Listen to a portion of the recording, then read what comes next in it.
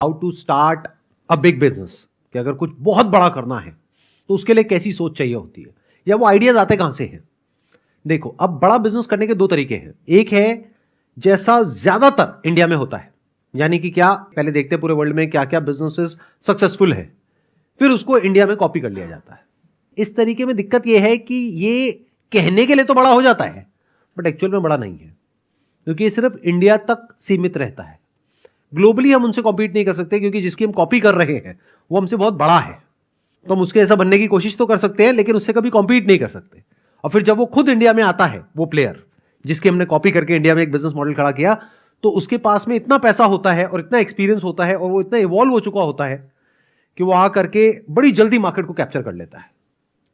तो मैं जब बड़े बिजनेस की बात कर रहा हूं, तो मैं बात कर रहा हूं एक ऐसे बिजनेस की जो इंडिया से शुरू होगा और पूरे वर्ल्ड को कैप्चर करेगा। अब ये बिजनेस मॉडल आया कहां से? देखो, एक प्रॉब्लम है, चाहे वो मेरी कंपनी हो, चाहे किसी की भी कंपनी हो, चाहे वो कोई प्रोडक्ट हो, चाहे सर्विस हो, हमें पता करना होता है कि मार्केट में जो कस्टमर है वो हमारे बारे में क्या सोचता है। उसी के अकॉर्डिंग नए प्रोडक्ट्स लॉन्च किए जाते हैं, उसी के अकॉर्डिंग एग्जिस्टिंग प्रोडक्ट्स में चेंजेस करे जाते हैं, उसी के अकॉर्डिंग प्राइसेस में चेंजेस होने चाहिए। और हमें सिर्फ ये नहीं समझना कि हमारे प्रोडक्ट और सर्विस में क्या सही हो रहा है, हमें ये भी समझना पड़ेगा जो हमारे कॉम्पिटिटर्स हैं उसमें क्या सही हो रहा है और क्या गलत हो रहा है। ये प्रॉब्लम हमने भी फेस करी अभी कुछ साल पहले, जब हमारे बिजनेस में थोड़ा सा डाउनफॉल आया, तो फिर हमने क्या किया, अपनी पूरी टीम को भेजा इंडिया के अलग अलग पार्ट्स में, हमारे जितने भी कस्टमर्स हैं उनसे मिलने के लिए। वो पर्सनली गए, उनसे मिले, जा करके समझा, फिर उसकी हमने पूरी एक रिपोर्ट तैयार करी। इस पूरी प्रोसेस में 3 महीने लग गए और फिर जा करके मेरे को क्लैरिटी आई कि एग्जैक्टली प्रॉब्लम हो क्या रही है। क्योंकि जैसा हम सोचते हैं प्रॉब्लम है और जो एक्चुअल में होती है उसमें जमीन आसमान का फर्क होता है। एक होती है ग्राउंड रियलिटी, एक है जैसा एक बिजनेस ओनर को लग रहा होता है। तो ग्राउंड रियलिटी हमारे सामने आई जब ये पूरी एक्सरसाइज हुई, जब पूरे इंडिया में अलग अलग लोग गए, हमारी टीम के अलग अलग कस्टमर्स से मिले, और फिर समझ आया कि अच्छा ये पैटर्न है कि 100 में से 50 कस्टमर्स बोल रहे हैं ये प्रॉब्लम है, जिसके बारे में हमने सोचा ही नहीं, हम तो कहीं और ही काम कर रहे थे। 20 ने बोला ये प्रॉब्लम है, 10 ने बोला ये प्रॉब्लम है, 5 ने बोला ये प्रॉब्लम है। तो ये टॉप 4 हमारी प्रॉब्लम्स है जिसका हमको सोल्यूशन निकालना है। वो हमने किया और बिजनेस ग्रो करने लग गया। अगर मैं ये नहीं करता, यानी मार्केट से फीडबैक नहीं लेता और खुद ही कुछ करता रहता, तो क्या होता, वो बिजनेस बंद हो जाता, जैसा पास्ट में बहुत सारी कंपनीज के साथ में हुआ। जैसे एक टाइम पे नोकिया, आप में से कितनों ने नाम सुना है नोकिया का? बहुतों ने तो सुना भी नहीं होगा, क्योंकि तब आप पैदा ही नहीं हुए थे। एक जमाना होता था जब नोकिया पूरे वर्ल्ड का लीडर था मोबाइल फोन्स में, लेकिन फिर जब स्मार्टफोन आए तो वो समझ नहीं पाया कि मार्केट किस तरफ जा रही है।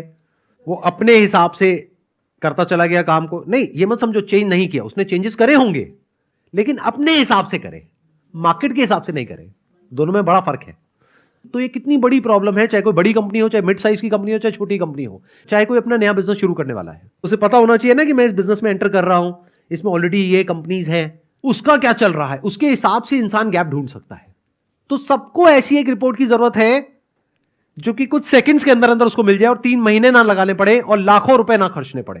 पूरे वर्ल्ड में ऐसा कोई सॉल्यूशन नहीं है कि इंस्टेंटली एक कंपनी को यह समझ आ जाए, फॉर एग्जांपल एक मोबाइल फोन की कंपनी है, उसको यह समझ आ जाए कि जो भी लोग मेरे एग्जिस्टिंग कस्टमर्स हैं वो क्यों खरीद रहे हैं मेरा मोबाइल फोन, उसमें उनको क्या अच्छा लग रहा है, क्या बुरा लग रहा है, प्लस जो मेरे कॉम्पिटिटर्स का मोबाइल फोन खरीद रहे हैं उसमें उनको क्या अच्छा लग रहा है, क्या बुरा लग रहा है। अगर ये कुछ सेकंड्स के अंदर एक डेटा एक कंपनी तक पहुंच जाता है, तो डेटा कितना इंपॉर्टेंट है उसके लिए।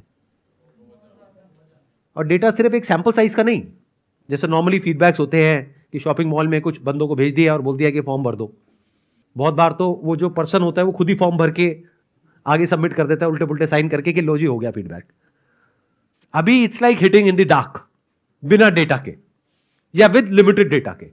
मतलब अभी कंपनीज कैसे एक्ट करती है, based upon what they think, what their people think, which is very different from what the market think.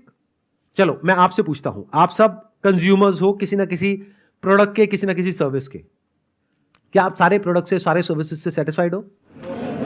नहीं हो। क्या ये बात उन कंपनीज को पता है? नहीं।